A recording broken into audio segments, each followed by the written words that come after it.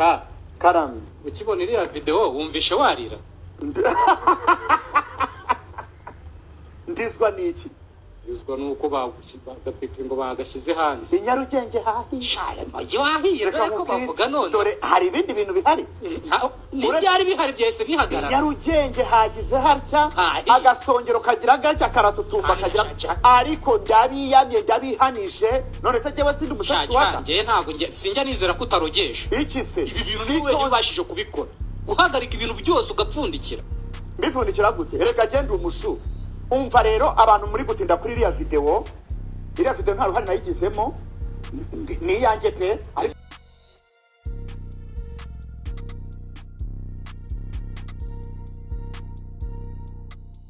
aba barimo The Ben, Yago, Jihad ndetse na Sabe ni abanyamakuru bavuzwe cyane kuri social media mu buryo budasanzwe. Ni inkuru zabaye zikurikirana aho nta gihe kinini cyacagamo ngo habeho indi.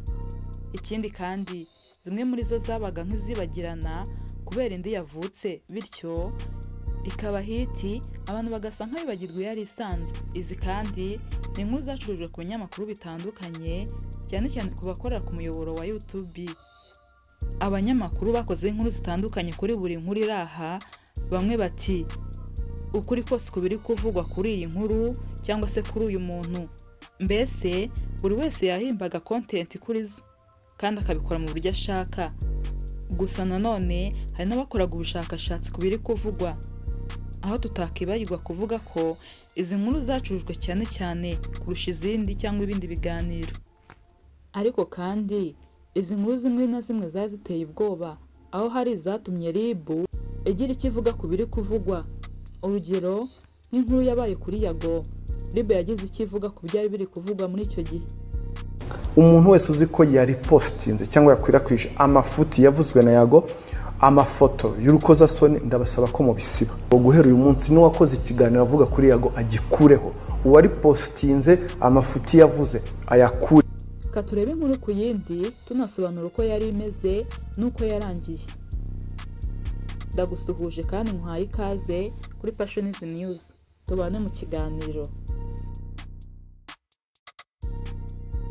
Mu kureba izi nkuru reka duhere ku nkuru yabaye, ni inkuru y'umuhanzi The Ben.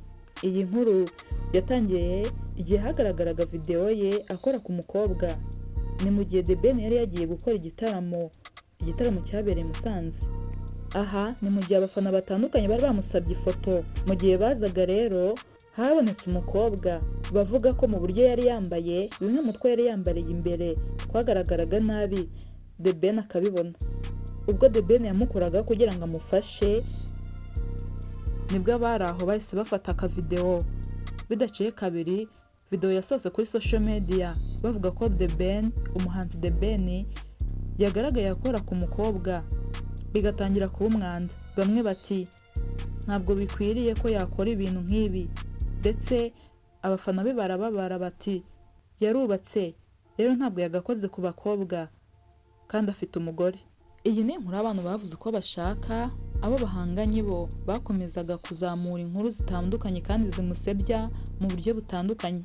Byarakomeje aho nyuma hagaragaye wa mukobwa aza gukora ikiganiro. Icyo gihe yaraje asobanura icyari cyabaye kuri video imaze iminsi icicikana.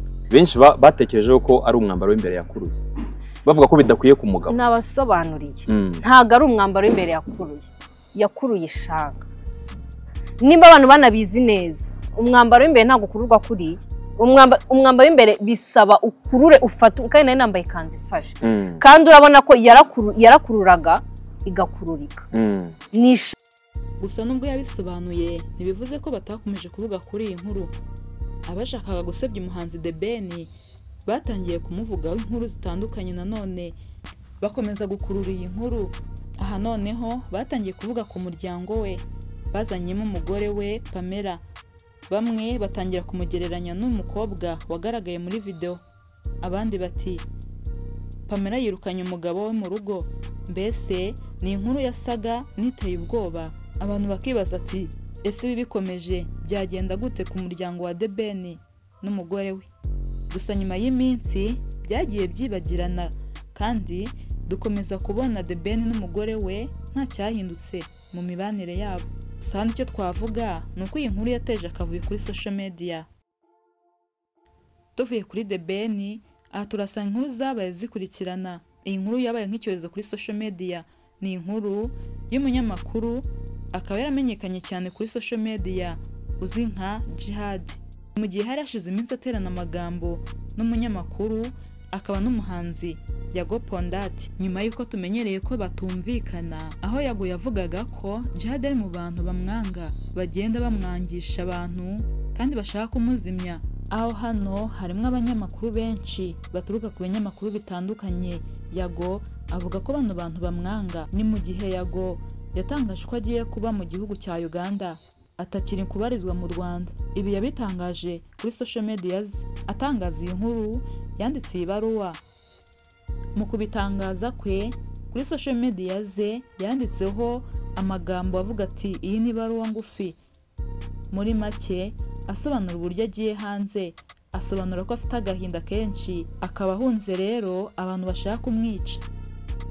Gusa hano ibijyanye na Yago tube tubiretse, ahubwo tuvuge kuri Jihad. Nyuma y'iminota mike yagatangaje ko abarizwa mu gihugu cya Uganda, nibwo hakozwe post igaragaza Jihad n'ubwambure bwe. Ibi bikaba byarakozwe na Yago akabipostinga kuri social media. Ni inkuru ikojeje isoni, aho nanone abantu benshi bavuze ndetse bavuga bitandukanye. Abandi barumirwa, mbese byari umwanda gusa. Bamwe batangiye gutuka uyu Jihad bibaza ni gute umuntu mukuru yakiyambura akifata video. Bati ibi biteye isoni. Igitangaje, nyuma y'iyi video abantu twibwiraga ko Yago akubise Jihad, mbese ko tutazongera kubona Jihad, bamukojeje isoni. Ariko we hano yaratunguranye. Muri kurega amatwi sinde kuvuga ngo Jihad yagiye hanze. Ntabwo nagiye hanze gukora iki? Uwagiye hanze n'uwabishyize hanze. Jesu baragufata ibintu se nka reportinga.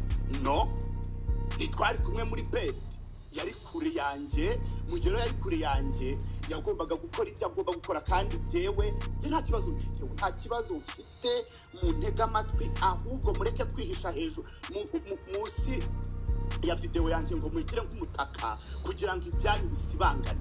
Uri kumva je hano nta kibazo mfite, nta n'ikibazo nateje umuntu, none ubwo mugiye kubyihishamo kugira ngo bigende gute? Mwebwe ibyuma byanyu mubirimo mukora ibi.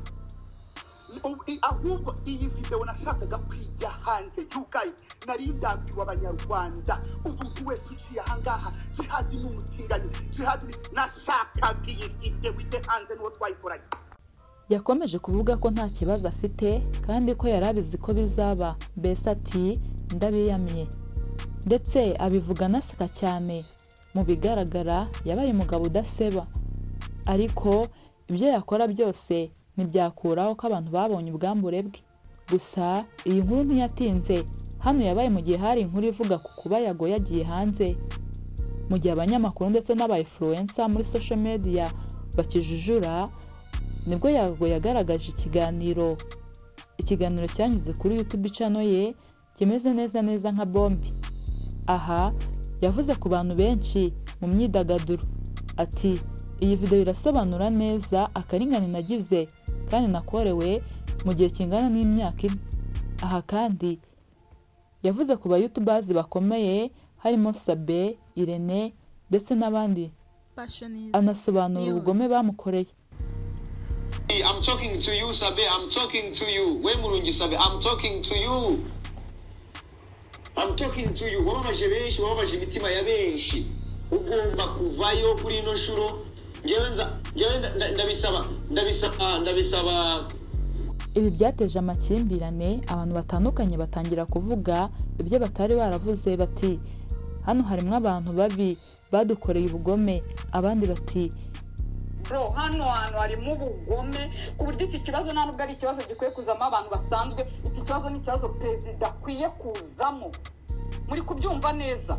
Nje nageze aho njya kuri 3D nkora ikiganiro ndangije mbivugaho ndi kubakatira mbabwira ni reka kiri ukuri kose hanze ikiganiro barimo inyawe banga kugisohora icyo kiganiro ndagifite nanakibahereza aho nyumvira kwizera burya bwose ni uko bigenda ni igihe mu by'ukuri ibintu byabaye bibi kurusha abanyamakuru batangiye gusesengura ku kuba Yago yagiye hanze inkuru ziba nyinshi iki ni igihe wabonaga ko amakuru arimo arasohoka amwe ateye ubwoba kubw'ibibera imbere twe tutazi none bikaba bigiye hanze bati iki ni igihe cyo kuvugisha ukuri ku bintu biba byihishe cyangwa se abantu batwihishamo bakaza kuri kamera bigize abana beza nyamara hari ibintu bibi bakorera abantu mu byumvikana ni intambara iri mu banyamakuru cyane ku bakorera kuri social media yagati aba bantu barampemukiye ariko muze munsabe imbabazi ni byinshi ariko twivugire ku nkuru ntabona uko nyita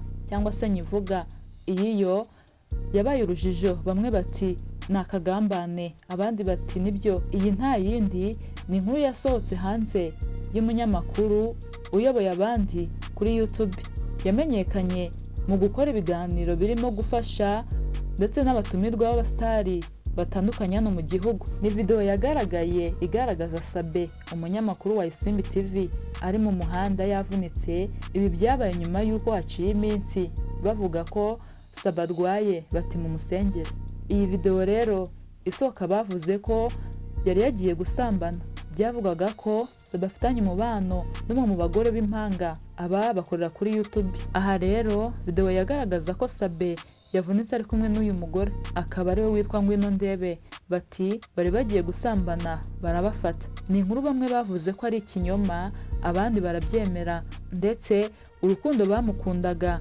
ndavuga bakundaga Sabe rutangira kuzamo agatotsi bamwe mu bagiye bagira ibyo bapfa bababonye icyo kuvuga abandi bati ni ubugome bwe butangiye kujya hanze muri make biba impaka gusa hano ariko nanone nta cyemeza ko Sabe yari yagiye gusambana ariko nyuma nibwo hasohotse izindi video zigaragaza asohoka mu nzu akiruka ahunga ndetse bigaragara ko na wa mugore yari ari aho hantu izi video zo zaje zimeze neza nk'izisobanura bimwe ziza zica amazimwe zigira ibyo zemeza ku mpaka zari zihari namwe uko mureba mwakisobanura bitewe n'uko mubyumva tugendeye ku bigaragara 80% nakwemeza ko ari ukuri ariko nanone mu gihe tutarumva nyirubwite abisobanura cyangwa ngasobanura ibyamubayeho ari we Sabe ntacyo twavuga cyangwa twemeze kugeza ubu ni inkuru ikiri urujijo